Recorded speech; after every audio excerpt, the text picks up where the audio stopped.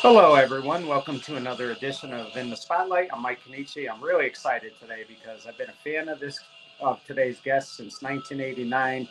I mean, when you talk about the world of martial arts, she's done it all. She was someone who was a first of everything, and she really is a credit to the martial arts industry, movies, you name it. She has done it all. She has over, I would say, 35 years making films in martial arts, but her background being an undefeated champion and just being phenomenal and really a credit, like I said, to martial arts can never be underrated. And it's my pleasure to introduce to you Miss Cynthia Rothrock. And Cynthia, thank you for coming on today. It's a real honor. Sure, my pleasure. So Cynthia, it's funny. Even though like your background and it's been tremendous, the love for martial arts really did not begin until you were like 13 years old, correct? Yeah, that's when I started studying martial arts. I wouldn't say I had love right in the beginning, but it uh, quickly grew to being love.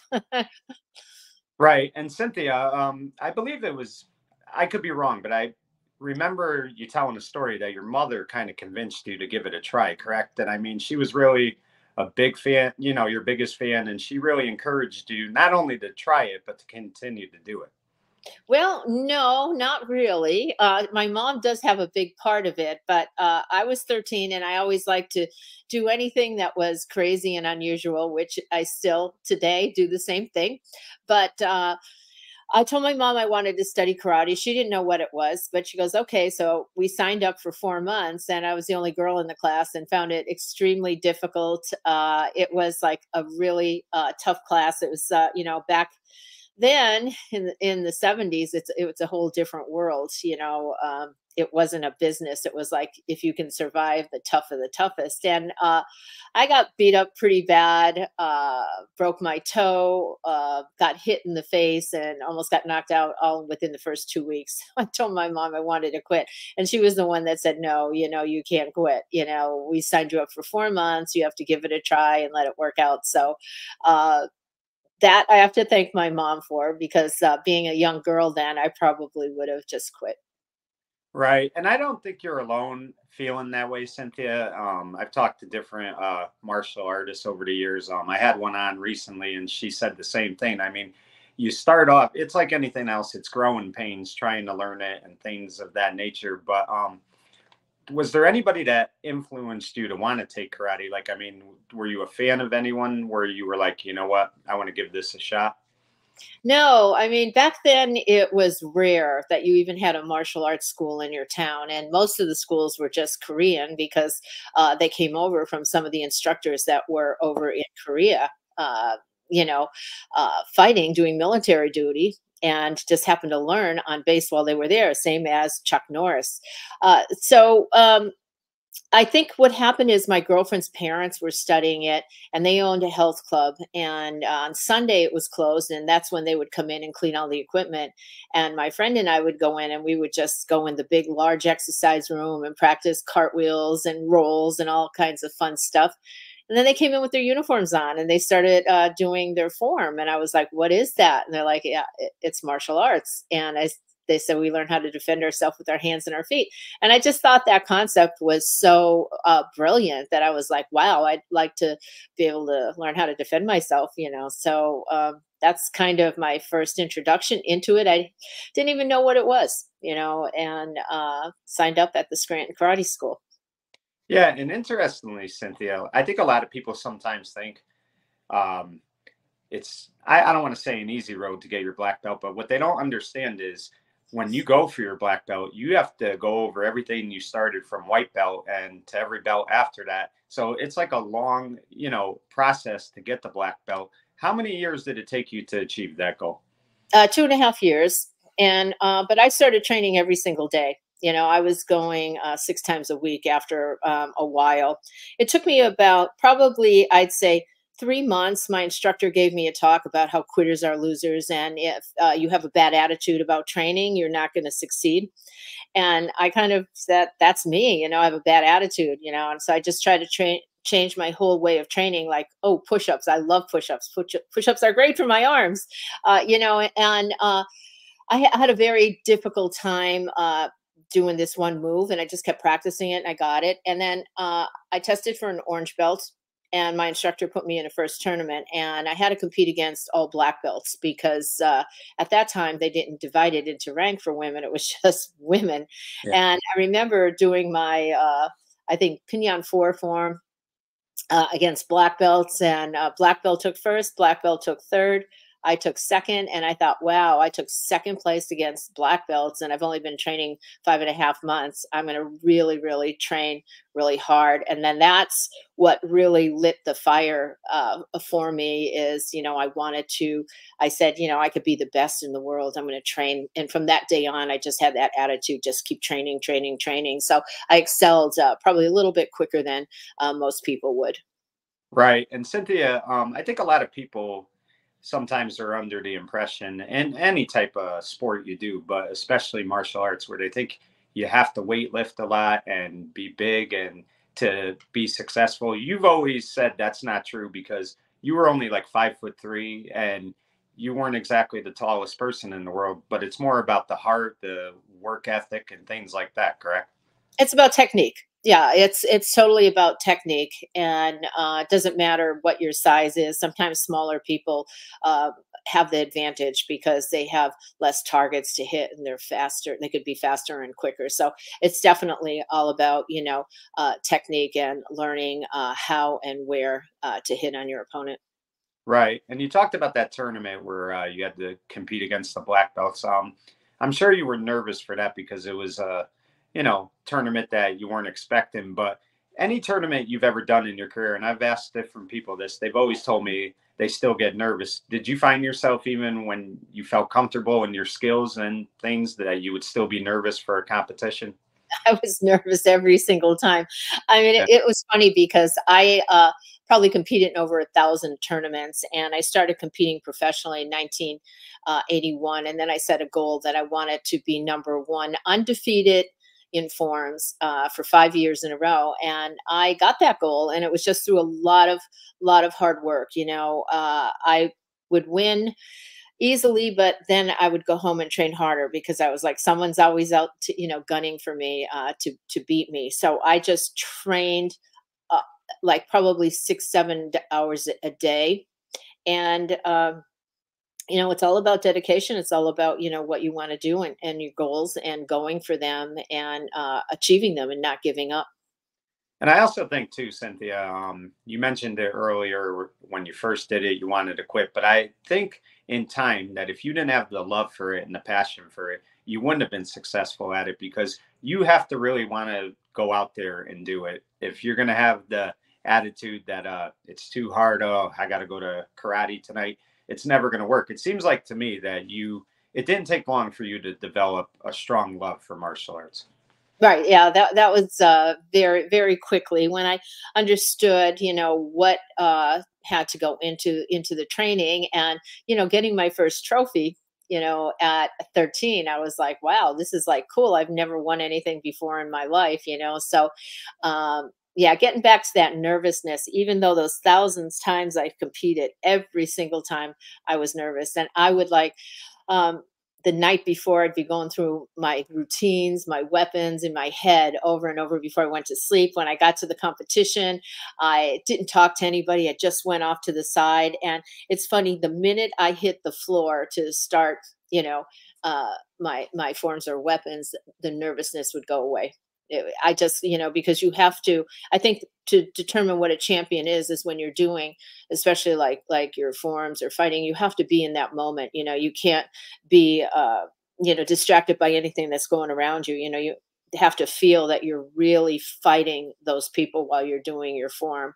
And that's something that even today I try to teach people when I do seminars, that they don't have that warrior spirit. You can't just get up there and do movement. You have to get the feeling of what you're really doing, and put the power and the speed and dynamics into it.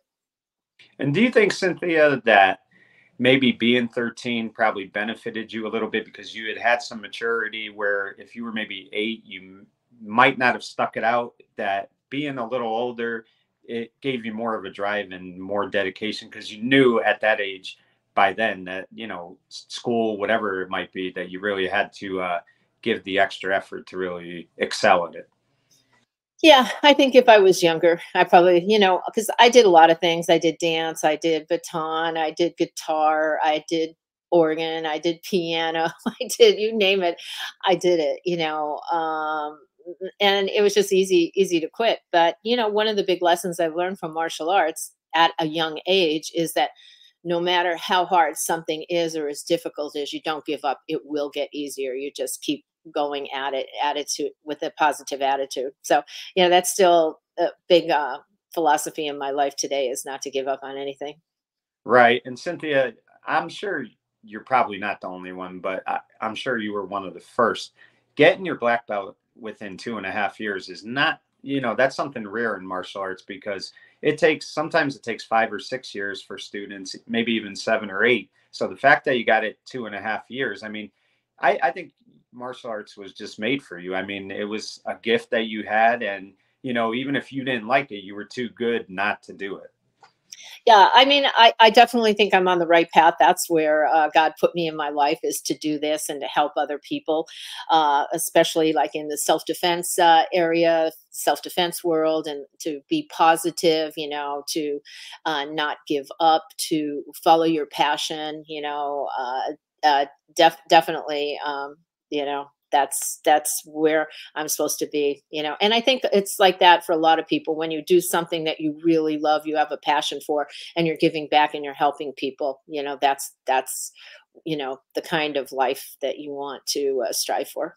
Right. So take us back a little bit, Cynthia. What was the feeling like when you got your black belt that day? I mean, it had to be a special moment, something you were able to share with your family. I mean, and all the hard work that went into it. So just talk about what that moment was like for you.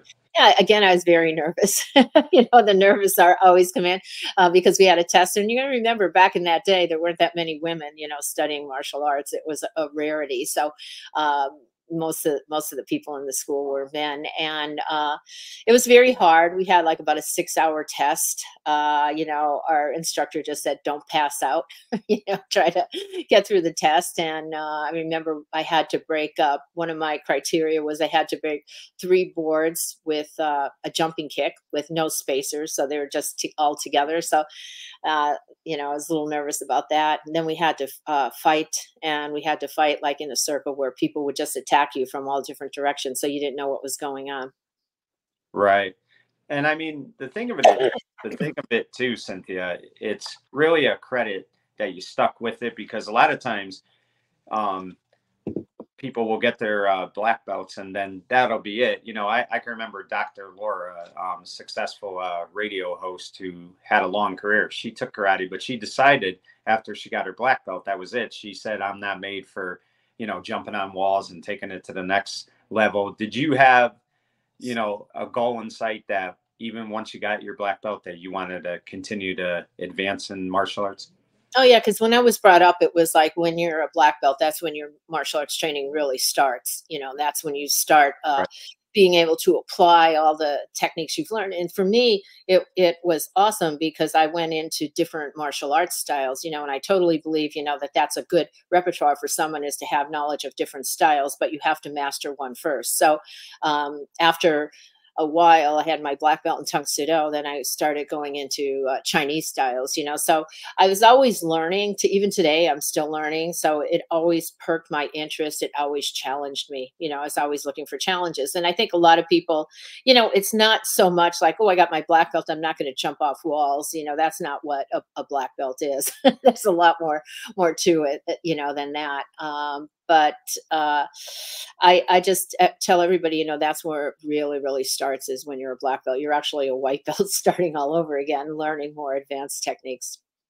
Right. And Cynthia, the thing that impresses me about so many performers who do martial arts is just the other moves that go into it, the flips, the tricks, things of that nature, the weapons, because the weapons, I mean, I think people, they see it on TV and sometimes they say, "Oh, that's not that hard," but that is really challenging to do. It's not easy.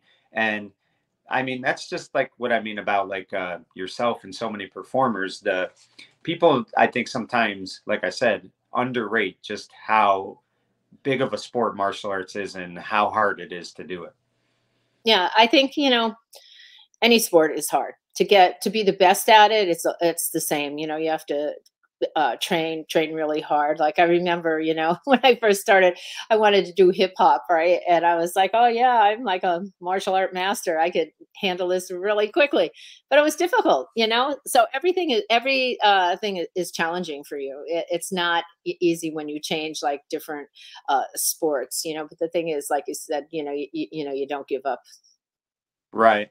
So Cynthia, we were talking about weapons just a second ago, and is to, unless like it's changed in the last couple of years, I believe you're the first and only in North America to win the number one spot against both men and women, because at the time when you did weapons, there was no division for women. So I think, correct me if I'm wrong, but you're the first and only person to accomplish that feat. Yeah, well, what it was is they had weapons division, and it wasn't divided.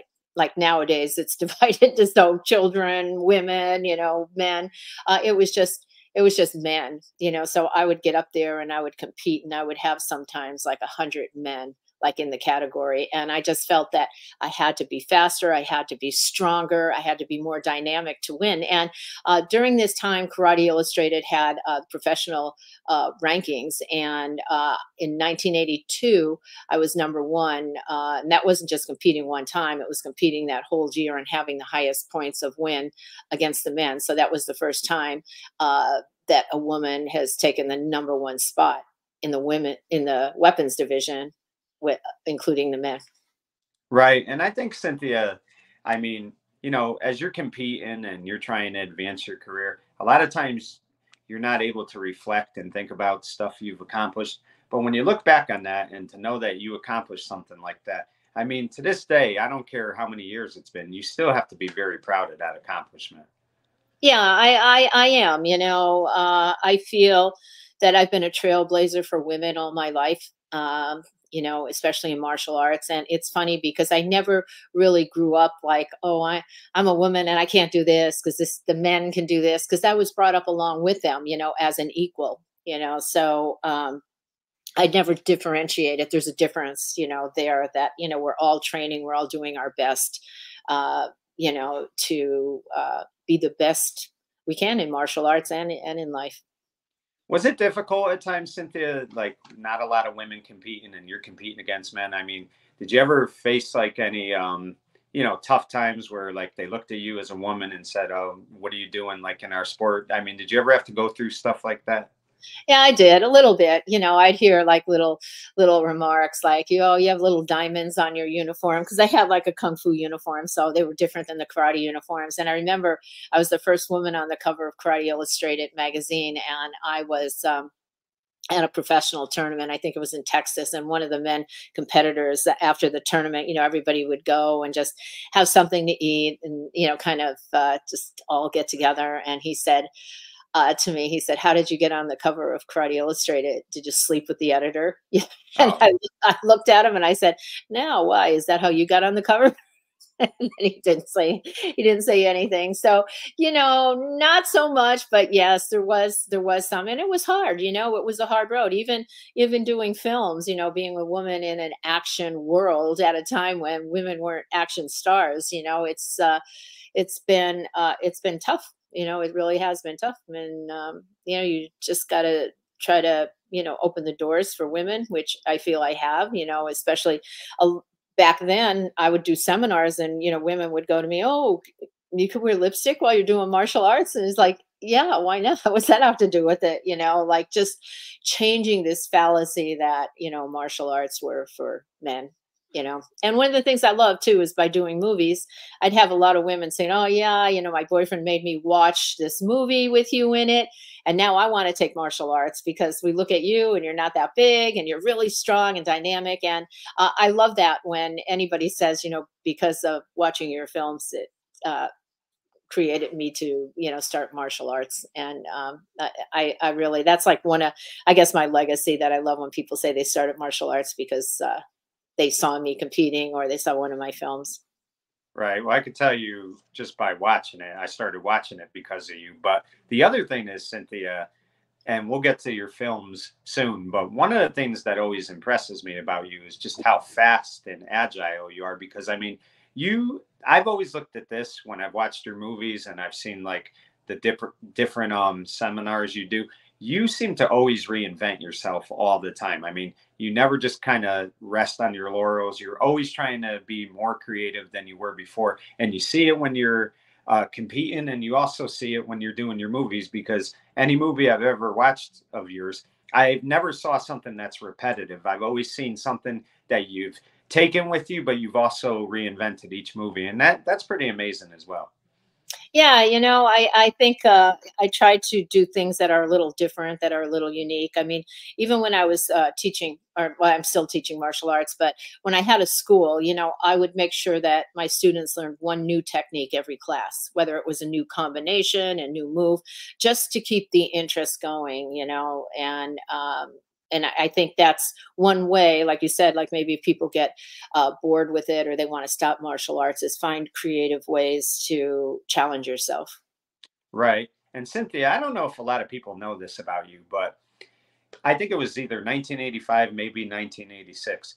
You had a very bad injury occur, and it looked like you were going to miss a lot of time. And doctors were telling you you're going to have to miss like a year or something like that, that you needed reconstructive surgery, I think, on your knee. And you defied all the doctors, you proved them wrong. And I think, I don't know if you finally got the surgery, but I know as of like 2005, you still had never gotten that surgery. So talk I about that still a little. haven't. I still haven't. Yeah, I did my first movie, Yes, Madam, with Michelle Yeoh, and then I had a break between that and Shanghai Express. So I went home, and at that time, I still had a martial arts school, so I was training with my students, and I did a jump spinning hook kick, and when I landed, I heard that horrible sound, in your knee.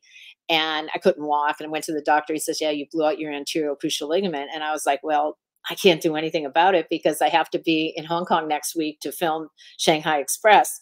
So I went in, I did that, and then I went into righting wrongs right after. So I didn't have time to even get the surgery. So I just taped my knee and just, plowed through it. I had a lot of pain. And, through the years, I just lived with it. And I went to my orthopedic surgeon, and he said, "I don't know why you could do what you could do, because most people that," and then they did an MRI. I didn't even have an anterior crucial ligament. It was disintegrated, gone. He goes, "People can't even walk." So they did this thing where they sewed like these little things in my legs, and they say, "Run, jump, do this." And they wanted to find out how I could do that, without an anterior cruciate ligament. And they looked and they said, "Your hamstrings and your quads are really strong and they hold your knee in together." So they said, "Just keep doing what you're doing." So I did that. And then at one time I decided, you know what? I think I need to get the surgery, because there were some like things that I couldn't do, but most of all, I could do everything. I could kick, but maybe if I wanted to jump and land on that particular leg would have been difficult. And he was like, "No, we're not going to do it. Just keep doing what you're doing." And then I had another guy say, "Can't you just like read a book, stay home, read a book?" I'm like, "No." Yeah. So as of today, I still have not. I still have no anterior cruciate ligament in my right knee.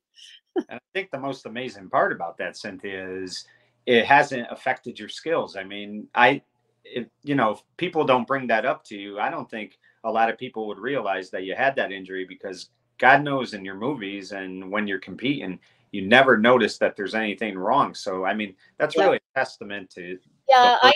I go, I do major hikes. I did Everest Base Camp. I did Machu Picchu. I did the Patagonia W Trek. I did so many toughest hikes that there are in the world, and again, it hurts, but I just plow through it. Right. So, Cynthia, you had mentioned that the goal was to be undefeated and to retire undefeated, and you accomplished that. And the thing that impresses me is over 100 competitions that you competed in, and you hold the worldwide record in forms competition. So, I mean, you know, it's hard for anybody to go their whole career without one loss. The fact that you never did that, I mean, yes, you have to be gifted, but that also is dedication and commitment. I think that's the thing that people could take out of you more than anything else is phenomenal as you are, I think that the work ethic is what really, drives you every day. Yeah, well, that was a hard goal, not to be defeated, and it would have been such big news. It's like, oh, so and so defeated Cynthia Rothrock. So I went above and beyond board. I went to China to study in 1982. I was in Chengdu. I mean, foreigners weren't even allowed to get into that country without special permissions. I studied in Taiwan, I studied in Hong Kong. I studied with various teachers. I mean, I always knew that someone was gunning for me, and I would constantly try to make my routines more difficult, to challenge myself.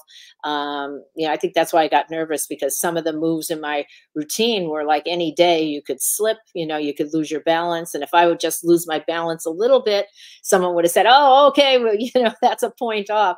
So it was a deep pressure. And it's funny because people say, oh, you're 5-time undefeated world champion. That's 5 years in a row. But technically, you could say like I'm over 100-time defeated champion because of all the competitions that I won. But that even sounds ridiculous to say. So I still say 5-time, but it's been competing over 100 times during those 5 years being undefeated. Right. And I think what amazes me too, Cynthia, is just how humble you are about everything. And I think that's what martial arts does for so many people. And it's what all the instructors, senseis, they teach their students is, you know, don't be full of yourself. Appreciate this, appreciate what the impact it gives to you. And it gives you so much because it teaches you respect, discipline, um, courage, and being able to go out there and try to do anything, like you mentioned hiking before and stuff. It gives you that ability not to be afraid to try things. Yeah, absolutely. I mean, even today, I still challenge myself with new things. My latest endeavor is a couple years ago when we had COVID. I was like, what can I do? I can't go out and do the things I want. And then I found out that, they were offering scuba diving lessons. So I said, I'm going to learn how to scuba dive. So during COVID, I was learning that here in California in the winter, which was very cold. But it's a passion I developed that I love, and, when we find our passion, I just seek it. Now I have a goal, like to try to dive as many places in the world as I can. So I think that's what keeps life exciting, and keeps us young, is that, you keep setting things you want to do, and, do it. Don't just think, yeah, I'll do that someday, because, that someday might never come. So if there's something you really want to do, try to do it, as soon as you can. That's kind of my philosophy. Right, absolutely. And you talked about being a 5-time world champion, but you also have 5 black belts, which is just astonishing to me that you're able to do that. And it seems like to me, when you got your first black belt, you were happy, but the next goal was to get that second one. Then you went for the third, the fourth, the fifth. So like I said earlier, and I don't want to sound like a broken record, but you never rest on your laurels. You're always trying to be better than you were the previous time out. Yeah, and it's not, I think what it is, it's just like a competition with yourself, just striving to be the best you can be, and no matter what you do, whether you're doing editing, or you know whatever your job is, I just feel that gives you such a peaceful feeling, as knowing that you did the best you could at what you were doing. Right. And Cynthia, one of the things too that is always nice to see is when people, they don't forget where they came from. And you came from Scranton, Pennsylvania, and to this day you've done so many movies where your character is from Scranton, Pennsylvania, and it's like a tribute to the town you lived in. And I think that's really neat about you, is that, okay, you became this big star, you make all these movies, and you're phenomenal athlete, but yet you still remember that you were a kid that grew up in Scranton, Pennsylvania. And I think that's very important, that people don't forget where they came from. Yeah, absolutely. Like, I try to put my cousin's name in there. Even in my latest film that I did, Black Creek, I have some Easter eggs in there, which someone said, that's an Easter egg. I'm like, what does that mean? Oh yeah, you have to like find it, And I have like my mother's maiden name is Exeter, so you'll see in Black Creek, Exeter Emporium. Right. Yeah, it really is amazing. And Cynthia, I talked about so many firsts that you've done. In 2016, I believe you were the first martial artist to be inducted into the prestigious International Sports Hall of Fame. And the person that inducted you was Arnold Schwarzenegger and also Dr. Robert Goldman. So talk about that accomplishment a little bit. Yeah, I mean, that's probably my most prestigious Hall of Fame, that and the Black Belt Hall of Fame, because they're very hard to get into. And they decided to put martial artists in the category, and to be the first, again, male or female, it was such an honor for me that both Dr. Bob and Arnold thought that, I was deserving to be the first one to represent the world of martial arts, in their induction. And I just remember like getting an award with Jason Statham. It's so exciting for me, and I think Betty Weeder and like all these greats that to be up there was, it's such an honor, and it's still probably like one of my highest accomplishments that I really, really appreciate and honor to, have received that.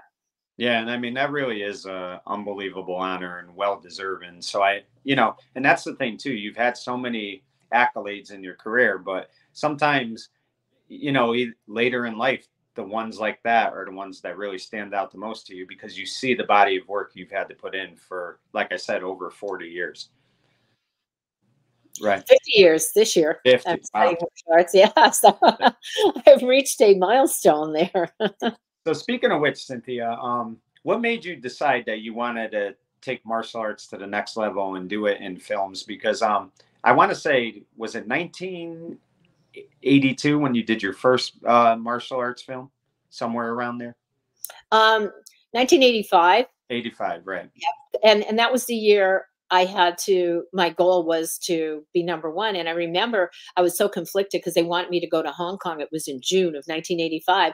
And I still had the rest of the year to compete. And I was like, oh, yes, I'll do this movie, but I have to go to these competitions because my whole goal for the past 4.5 years is to be number one. And if I don't compete in the other ones, I'll lose my ranking, right?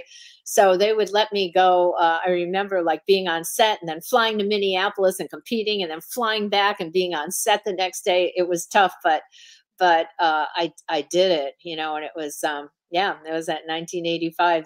And when I did my first movie, it was funny because I never really had aspirations to be in movies. It just kind of came to me. And I think that's another thing that God put in my path. Like, this is, where I want you to go, because I didn't really seek it. And when I did my first movie, I thought it would just be one movie and that would be it, that I wouldn't be doing any more. And I thought, wow, how cool is that? It's an adventure to be doing a movie, and maybe I'll be on the poster, and, maybe someday I could show my kids, look, your mom was in a movie. That's what was going through my head. And the first movie was such a success in Hong Kong that right away, Golden Harvest offered me a 3-picture deal. And I was like, okay, my 5 years are up. I made my goal number one for 5 years. Now I'm going to do movies. So it kind of, just fell into place for me. And that movie, as far as Hong Kong went, broke box office records. I mean, it was one of the biggest box office hits for that year. So, I mean, your first movie right out of the gate, and it's a success. I mean, you had to feel like, wow, I'm so glad when I was 13 years old and I didn't want to do this, I stuck with it. It's really been a rewarding experience for you. Yeah, when you think about it, I don't know what my life would have been. I probably would have been a veterinarian. So, Cynthia, one of the things I notice when I watch the movies you do, the Hong Kong movies and the ones you do in North America, is it seems like to me, and I'm just guessing, I don't know if I'm right when I say this, but it seems like the physicality for the Hong Kong movies is much more intense, where the not that the North America ones aren't, but really in Hong Kong, it's like they go all out and they really want you to hit and stuff. Yeah, well, the big difference is really time too. When I did Yes, Madam, the first movie, it shot 8.5 months. It took us to do that film, right? When we did China O'Brien, we did China O'Brien 1 and 2 in 6 weeks.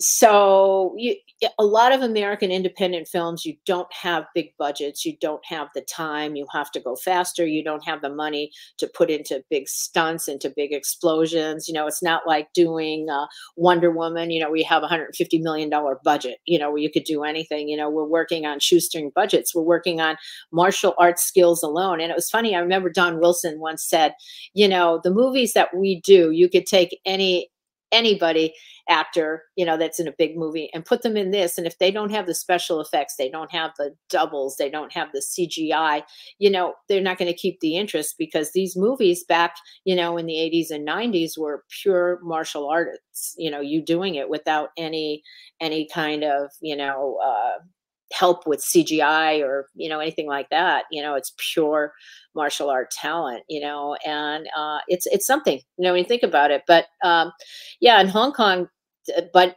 money wasn't an issue, and neither was time, so you had, like in Yes Madam, just the ending, it took us 1 month just to shoot that ending scene. Right, and it's a tremendous movie. And the other thing is too, Cynthia, you mentioned China O'Brien. I really felt like that movie established you in North America. And here's how I know that movies are successful, and especially your movies. Look at how many sequels you did. There was China O'Brien, Lady Dragon, Martial Law, Fast Getaway, which I can't wait to get to that one. But I'm missing one. Rage and Honor. I mean, so many of your movies, there were sequels in them, and that right there tells you that people are watching your movies, people enjoy them, because if it's not good, they're not going to make a sequel. Yeah, what the greatest thing is too, even some of these movies 30, 40 years old, right? They could still hold up today. And some of the companies like Vinegar Syndrome, or you know, um, other companies out of the UK, they're remastering these all in Yeah. 4K Blu-ray. So now they're getting a chance to, Eureka Films. It's getting a chance now for a whole new generation to see these films. So it's quite exciting that they're all coming around again for people to see. Right. And Cynthia, I mean, I really think that it's appropriate to call you the queen of martial arts, because Bruce Lee was definitely the king of martial arts. And, you know, in this generation, you really are, um, you know, the martial artists people really identify themselves with, of course, Chuck Norris. But I look at it this way. When I would go to Blockbuster, I would go to Tommy K's, and they would have the section with martial arts. There was always a section that said Cynthia Rothrock. And when you have your own section like that with your movies, you know that you have made an impact in the martial arts world. So, I mean, that I would think has to make you smile to know that when, you know, video stores were still around, you had your own section with your name on it. Yeah, I remember back, I guess it was in the 90s, Time Magazine came out and they had a picture of me, Don Wilson, and Andrew Stevens, saying these are the top video sellers in the video world. It was kind of exciting. I made Time Magazine. And Cynthia, one of the martial artists you did quite a few movies with was Richard Norton. Just talk about working with him, because I mean, you two always had that funny chemistry in some of your movies. Talk about just working with him a little bit. Yeah, my first film was Shanghai Express. That's where I met Richard. And we became really good friends right there, because we were the only foreigners, we were the only ones speaking English, really. So we bonded and became friends, and then we went on to do about 7 or 8 films together after that, and they were always quite successful. And I think distributors are just like, wow, if you have Cynthia and Richard Norton in a movie, it's really going to sell. And we became known as the Ginger Rogers and Fred Astaire of martial arts, which was kind of funny but cool. And even today, in my film Black Creek, I have Richard in it as well. So we teamed up again, and actually Keith Cook. So it's kind of a reunion of the China O'Brien team. Right. And those China O'Brien movies and the Rage and Honor movies, those were so much fun. And I mean, like I said, I always say those two movies in particular really established yourself, and people took notice, and they were like, wow, she's definitely impactful. Just talk about doing those movies and, working with the people on the set that you did, because I mean, you worked with some great people. Yeah, yeah. Well, Robert Klaus directed China O'Brien, and that was awesome because we all knew him from directing Bruce Lee movies. And I did. I don't know. It's funny when you do a movie, you kind of bond with people during that time, and sometimes you don't see them again, and sometimes you become really lifelong friends. And I think I've done over 70 movies. But I have so many friends. That I've had such good friendships with from working with them. And in Black Creek, I said one day when I do my own movie, I'm going to try to incorporate a film where I have a lot of my friends in it. And I was happy and very proud to have a lot of martial artists in my upcoming movie, Black Creek. Right. And Cynthia, the movie's escaping me, but wasn't there a movie where I think it was a deleted scene, but they kill off your character and the fans were so mad that they said, how could you kill off her character, that they made you reshoot the scene and you live. Talk about that a little bit, because Yeah, that that was Right and shows the Wrong. Yeah, yeah, that was Right and Wrongs with Yoon Bu. And when we shot it, Yoon Kuei directed it, and it was basically different back then because the heroes all die. I die in it, and Yoon Bu dies in it. And they aired it in Taiwan, and the people were outrageous. They didn't want to see the heroes die. They were booing and everything. So Golden Harvest said, "Oh my gosh, we got to do another one where they both live." So I was shooting. I think I was ready to shoot China O'Brien at that time, and then they called me back to Hong Kong to reshoot the ending.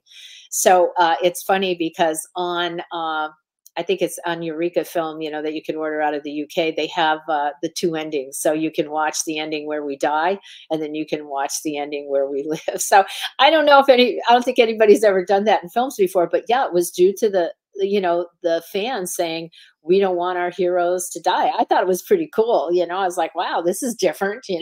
But yeah, the fans did not like that. right.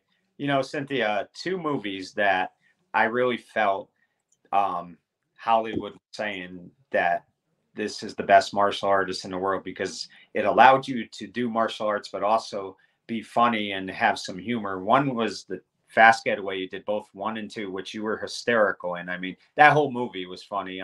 You had great chemistry with Corey as well. And then you also got to do the Dukes of Hazzard reunion movie in 1997, which I thought that was a tribute to you as well, because there was a lot of fighting in the Dukes of Hazzard, and they felt like, you were so invaluable that they had to have you in that movie. So talk about both those movies a little bit. Yeah, Fast Getaway was really fun for me because it was one of the few movies that I play a bad person. So Yeah. I wasn't really like the good person, the hero. So it was fun. And I loved working with Kenny Lerner and Leo Rossi and, Corey Haim. I mean, it wasn't like your typical martial art movie. It was like a real movie, with actors that don't do martial arts. And, that was very, very exciting for me to do that. And what was the other movie you said? The Dukes of Hazzard Oh, reunion. Dukes of Hazzard, yeah, and, I went and I auditioned for that, and, then I'm trying to remember who the director was, so I can't remember, but anyway, then I had to go and read for him, and they incorporated more of a fight scene in it than when they hired me to play that part, and that was so much fun for me because, I knew of the Dukes of Hazzard, I knew of, Catherine Bach, and, the first time I ever shot at a studio and went there every single day, and I'm doing this iconic, reinvention of a TV show that's been so popular even before, you know, I I was watching it, so that to me was so much fun and so exciting, and I love doing that. And again, the part had some comedy to it, so it's funny. Like a lot of people don't realize because I play all these like tough characters, but I really, comedies are like one of my favorite genre to watch. That and horror films. So And uh, I think I could pull off comedy pretty good, right. if I have the chance. And correct me if I'm wrong, Cynthia. Didn't Catherine do one of the Rage and Honor movies with you? I believe she was in one of them, correct? She was in martial law. Martial Law, right? Yeah. Martial arts, yeah, yeah, and I haven't seen her for so long, and it's actually funny because I met up with her recently. I wanted her to be in Black Creek, and she loved the script, she loved the part, but unfortunately, our shooting, she was already committed to something. Right. And before we talk about that, Cynthia, another tribute, and I was so happy when I saw this, and I believe it was in season 4 of Cobra Kai. The girl is talking to Johnny's character and says, Cynthia Rothrock kicks ass, and Johnny goes, hell yeah, she does. I mean, that had to make you feel so good that phenomenal franchise like the Karate Kid appreciated what you gave to martial arts, and they put that in that episode. Yeah, that was so exciting. I remember I was coming back from an event. I was coming back from another country, and when my phone was off, so when I got into the US and I turned my phone on, my phone's going bing, bing, bing, all these things, right? And I listened to the first one, and it's like, you were just on Karate Kid. You were on the Karate Kid. And I was like, what? Cobra Kai, and I was like, oh my God, So then I kind of like called someone and I said, what's going on? What happened? And they're like, yeah, they mentioned you on it. And it was funny because, I was doing a movie and someone was there that was on the set that day, and they said that William said, no, you got to put Cynthia Rothrock in there, because I was like, oh, how did I get in there? How did they mention me? And then there was a big campaign going on. Cynthia Rothrock should be in Cobra Kai and all this and that. And I talked to the producer, but I guess unfortunately it didn't happen, but that would have been fun. I would have loved to have played, a part in that. Yeah, and I think a lot of people were expecting to see you in season 5 after that. But the cool thing about it, 5 when it aired, 4, 5 was already shot, so it's season right. 6 that if I was going to be in it, would be in it. And then yeah, I guess that's their last season, and so, but you never know, right? Right. And I think but I still love that they paid tribute to you, because by putting your name in there, they're saying that this woman was very important to martial arts. And to me, even if you're not in the show, just having your name in there like that is a tremendous tremendous. Another funny thing that happened too. Again, I was coming back from somewhere, my phone's going off, and when Chris Pratt I think he got he was given an award for stunts, or or Guardians of the Galaxy got the best action stunt awards, and he was doing a thank you speech, and he said one of the names he mentioned was Cynthia Rothrock, and people are like, Chris Pratt just mentioned you on TV, and I was like, what? Oh my gosh, that's so exciting. So it's kind of fun, when your work is mentioned by A-listed people. Right. And Cynthia, in the early 90s, like I said, when Rage and Honor came out, Martial Law came out, Honor and Glory, all those great movies that you did, Undefeatable, all that stuff. Slowly but surely, you were getting noticed, and you ended the 90s so popular that, I mean, that decade was really where you took off in movies, because, it wasn't just the martial arts audience that noticed you. It was all audiences. And I really think that, again, it's a tribute to just the work you put in, because you make people want to watch your films. You really do. You there? Yeah. Yeah. So Cynthia, talk about Black Creek, because not only did you star in that film, but this was your directorial debut, correct? You were the executive producer. So talk about doing that, because that was something you never did before. Yeah. Well, I didn't direct it, but okay.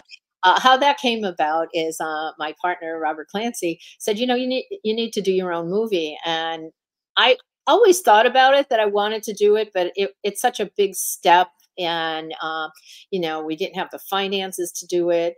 And he said, let's do it, and let's do a Kickstarter program. And I was nervous about that, because a lot of my friends have done Kickstarter programs, and they didn't succeed in it, and we said, okay, well, let's go for it, and people were like, well, why do you think you could do it? Because so-and-so has 5 million followers and they didn't raise the money, and then I just said, I'm not going to let that fear, discourage me from doing what I want to do. So we went on Kickstarter with Black Creek. And I remember Robert said, "What kind of movie do you want to do?" "I want to do a Western." "A Western? Why do you want to do a Western?" I love Westerns. I want to do something different. I want to do a unique martial art Western. Like you see some martial arts in some of the Westerns. It's just like the typical 1-2 brawl or something like that. But I want everybody to be able to do martial arts in this. And I want to incorporate all my action star friends. So we went on Kickstarter. Within 3 days, we've reached our goal, and we became the second most funded action picture in the history of Kickstarter, which is awesome. Wow. And so we're ready to do the movie. So we put it together. We shot it in Arizona. It's called Black Creek. We are still in post-production. It looks like our first premiere will be in Las Vegas in October. Oh, And nice. we're working really hard every day. It's been about probably 2 years of our lives, like putting it together, doing the movie, now doing the post. And I starred in it. I have Richard Norton, Keith Cook, Marcus Taylor, Keith Vitale, Benny the Jet, Urquidez. I have so many action stars in this film. And I tried to also get people like Stephen Hayes, like cameos here and there, so people would look at it and go, "Isn't that," because that's what I wanted to do, And we've had, thanks to the fans, because the fans actually funded this movie and we were able to do it. And we're so proud of it for the short days that we shot and the small budget we had. It looks so good. And I think the thing is that we had on the first 3 days 150 people on set, and that included actors, crew, and background and backers. And it was such a hard shoot, but everybody came with love and support and gave their best. That the performances are incredible, and I'm just so excited, to bring this to everybody. I was one of the writers and I was the producer. So I wore a lot of hats, and it was different for me because normally I just go in my trailer and I'm just studying my lines, but I had to be on set every day, watching everything and doing all this. But, I'm so excited. I think we're going to have, we just actually today we're locking up our trailer, our teaser for the film. So that should be out shortly for people to see, and we're just excited. We're already writing the sequel because we think that it's going to be a really good film. Yeah, and you could just tell by what Yeah. I've seen, the stuff that's posted. It looks like it's going to be something. Yeah, I try to keep everybody updated. We have a Black Creek family Facebook page, if you were involved in it. And, it's so exciting to see that all these people have become family. We have people say, "Oh my God, you changed my life by letting me be in this film. And now I have all these friends for life," because like I said, you really would not imagine all the love that was on the set. And then the second thing I wanted to do was a graphic novel, right? And usually people do the graphic novel first and then they turn it into a movie. Well, we also did an Indiegogo campaign where we're doing a graphic novel, and we were like 250% funded. So that just means we can add more to it. We're doing like 120-page graphic novel, which is a comic book, but it's more in a book form. And although one of our biggest perks is people could be in the comic book as a character, and it's based on Black Creek, but we're doing different things like backstories. How did she learn martial arts? What happened here? So we're adding more things to it and making it more, like a graphic novel style. So people can still order a limited executive copy of it, and that's on blackcreekgraphicnovel.com. So people can go to that now. We still have that campaign up where you can do that. So between working on the graphic novel and working on the film, it's like, yeah, it's every day it's doing something, but I love it. And again, it's like, if I would have let fear come out, like with people trying to discourage me from doing this film, and then, it's kind of sad, but sometimes there's a little bit of jealousies out there, like people don't want to see you succeed, and you can't let that stop you. You just got, so many times, like I could have easily said, yeah, I might not make it on Kickstarter, let's not do it, right? But I just said, put the faith in it and saying, yeah, let go for this as much as we can. And for both campaigns, I'm just blessed, and I thank everybody that's involved in it. Yeah, and I mean, it looks like it's just going to be a wonderful project, and we could expect that sometime in October. Yeah, that's going to be our first screening. We hope to have the finished project of the film and the graphic novel probably by July or August.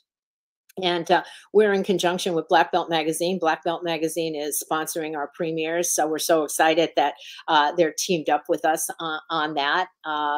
So I think in June you'll see a sneak preview of the graphic novel and the new Black Belt Magazine hardcover. And it's just a lot of exciting things, And the thing is that really makes me happy about this film is that one of the guys that was one of our cast members. He was one of our backers, and he was in it. 3 weeks later, he passed away from a heart attack. And like he sent messages saying to me, thank you. This was the highlight of my life, And it's just to make people's dreams come true. It's really a special place in my heart because. I appreciate every single person that's donated to the campaign, whether it was small or big or whatever, that, they're my support and they're always in my heart. And, I try to pay it forward. If you help me, I will try to, so much to help anybody, that is on my team, to achieve anything they want. So it's been a journey, a really great journey. And I hope people really like the film. And it really has been a journey, Cynthia. And what I really like about you a lot is how much you appreciate what the fans do. I mean, I'll see you on Facebook. If a fan leaves a comment, you always reply to it or you like the status. So you never forsake your fans. And speaking of fans, I would think that, myself included, they would love to see a movie based on you one day. If that ever were to happen, who would you want to play Cynthia Rothrock if there was one person you could have play it? My daughter. Yeah, yeah. I think that'd be cool. James Gandolfini's son played him in that updated version of The Sopranos. That'd be cool to see your daughter do that. It Well, really. one of these days, I do want. It is in my list of things to do. Is to do a documentary. So on everything that I've done, and and I want it to be inspirational. I want it to be funny. I want it to be exciting. So, and that's in my mind right now. So probably that'll come around maybe after we do Black Creek too. But Okay. it's kind of fun. I have my own production company with my partner Robert Clancy, and it's a good place to be. It's like now I like to produce and do my own film. So it's also taking a new, like here's your life and it goes on this path, and then we go off here and then we go off here, and right now it's off in another direction. So it's pretty cool. It's just it keeps your life exciting. Yeah, no question about it. So, Cynthia, before we go, what would you say has been the most rewarding thing about martial arts for you? I mean, if you had to pick one thing. I would say teaching people and having them learn from something I taught them, and to know that because of what I taught them, that someday they might be able to have to defend themselves or someone else, and that's priceless. So I'd say that's the most rewarding thing for me is that people have learned things to improve their life through my teachings.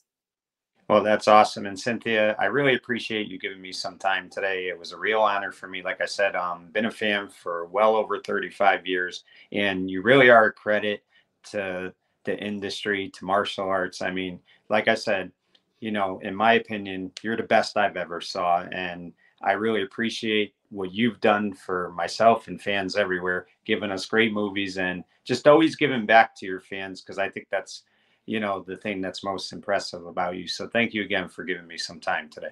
Well, thank you so much. Thanks for having me on.